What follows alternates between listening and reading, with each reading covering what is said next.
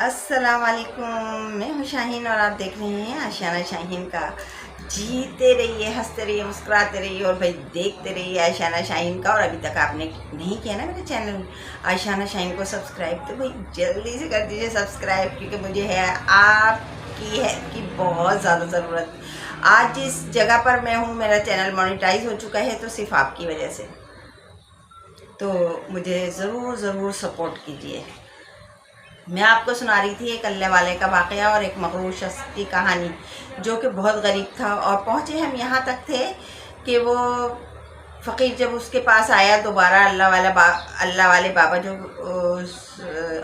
मग़रूर शख्स के पास आए दोबारा, तो उसे पहचानने से इनकार कर दिया। कहा कि ये सब मेरी मेहनत का है और आप कौन हैं, ताकि जो मेरे वो हैं मुलाजिम हैं ये ना समझ पाएँ कि पहले मैं बहुत गरीब था। अच्छा, जो अल्लाह वाले होते हैं ना, वो दिलों का हाल भी जानने लगते हैं। तो वो मुस्कुराए बजाय नाराज़ होने के और सर झुकाकर खामोशी से चले गए। लेकिन इस शख्स के साथ ये होना शुरू हुआ कि रोज़ बरोज़ कारोबार जो था वो पीछे की जानिब जाने लगा। ग्राहक आने बंद हो गए, परेशान रहने लगा।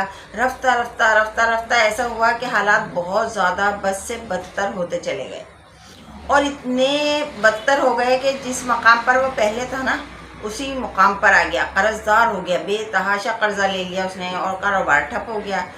तिजारत सारी ख़त्म हो गई।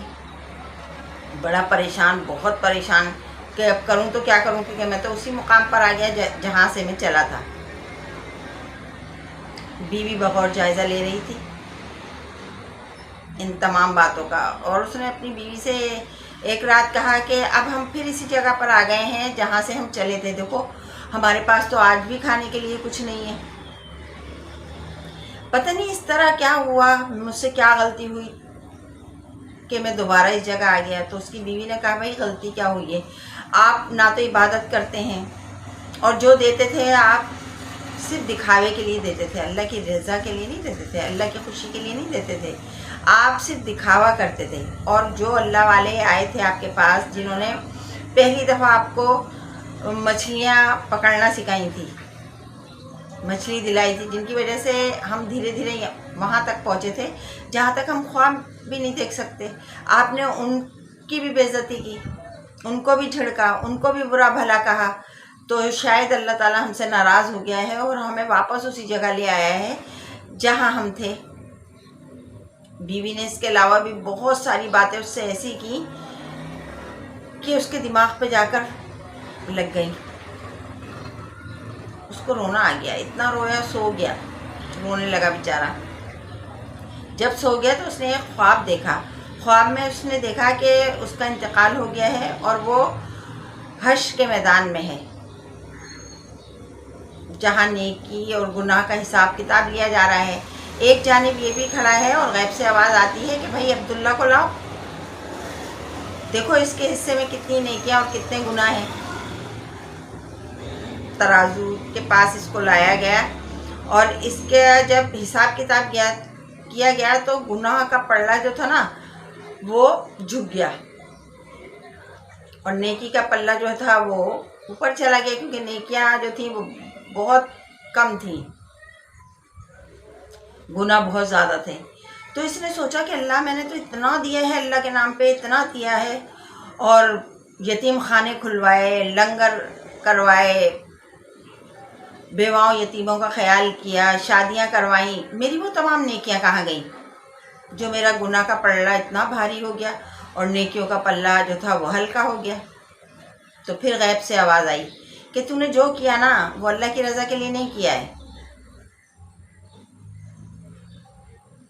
दिखावे के लिए किया है, अपनी खुशनुमाई की है, अपनी जो है ना दिखावा किया है। तूने किसी का दिल से साथ नहीं दिया, खुलूस से साथ नहीं दिया, दिखावा ही दिखावा था। अभी ये आवाज़ आके बंद हुई कि किसको रोना आ गया, और रोने लगा कि अल्लाह, मेरी कोई तो एक नेकी होगी जो तुझे पसंद आई होगी, शायद मैंने भूले भटके से कोई ऐसी नेकी की हो। ए मेरे रब, मुझ पे रहम कर दे, करम कर दे, फजल कर दे। अब गिड़गिड़ा रहा था, दिल में रोता जा रहा था।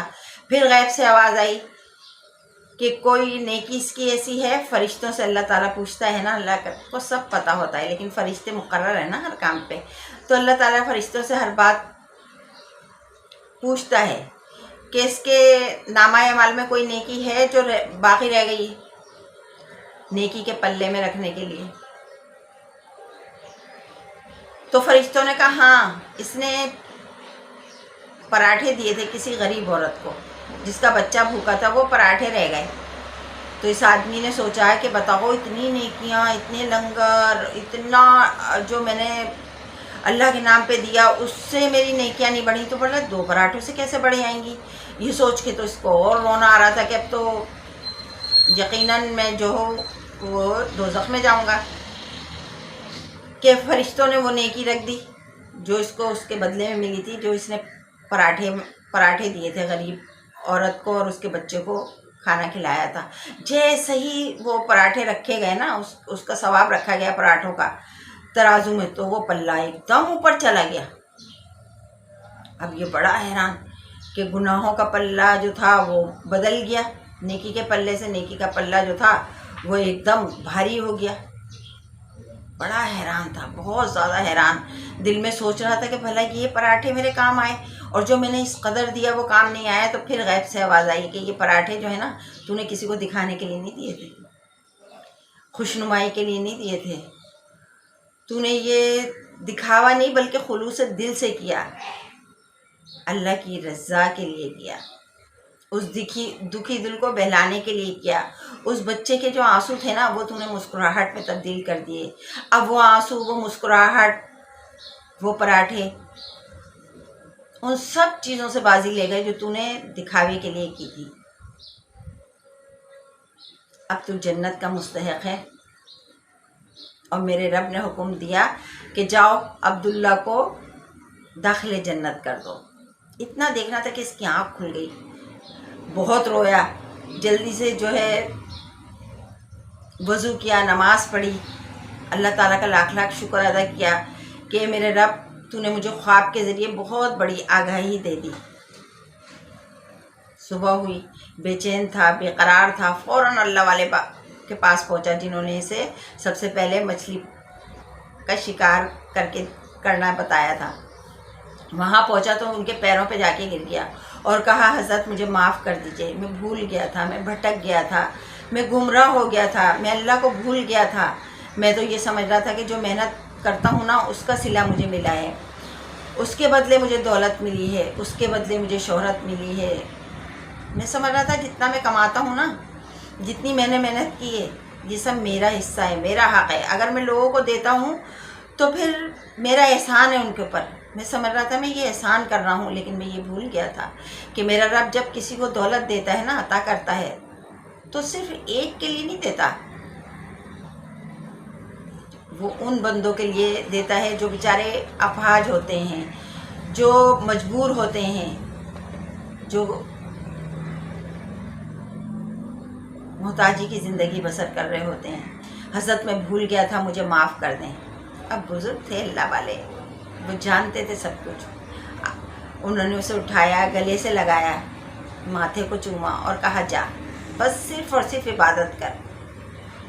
میرا رب وہ رب ہے، جب لوٹانے پہ آئے گا نا تو جو تو کھو چکا ہے اس سے کئی گنا تجھے زیادہ دے گا. اور پھر یہی ہوا، وہ آیا، اس نے عبادت شروع کی، اللہ تعالیٰ سے معافی مانگتا رہا، اور پھر تھوڑے پیمانے پر اس نے تجارت شروع کری. اور پھر ایک ایسا وقت آیا کہ وہ جہاں پہلے تھے نا اس سے بھی زیادہ اللہ تعالیٰ نے اسے نواز دیا، اس سے بھی بڑی بڑی تجارت اس کو اللہ تعالیٰ نے دے دی. اور پھر وہ خوشی خوشی لوگوں کی مدد کرتا، مگر ساری دنیا سے چھپ کر.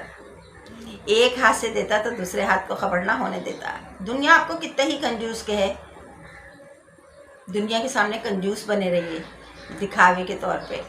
دنیا کے سامنے ایسے بنے رہیے جیسے بالکل نہ سمجھ اور جو ہے نہ دینے والے، بس اپنے کام سے کام رکھنے والے. لیکن اللہ سے بہتر آپ کو کوئی نہیں جانتا نا. جب بھی کوئی تکلیف میں ہو، پریشان ہو، بیمار ہو، دل کھول کے اس کی مدد کیجیے اور کہیے میرے رب یہ تیرا اور میرا معاملہ ہے. آج کے لیے اتنا ہی. زندگی رہی تو پھر ملوں گی. اللہ حافظ.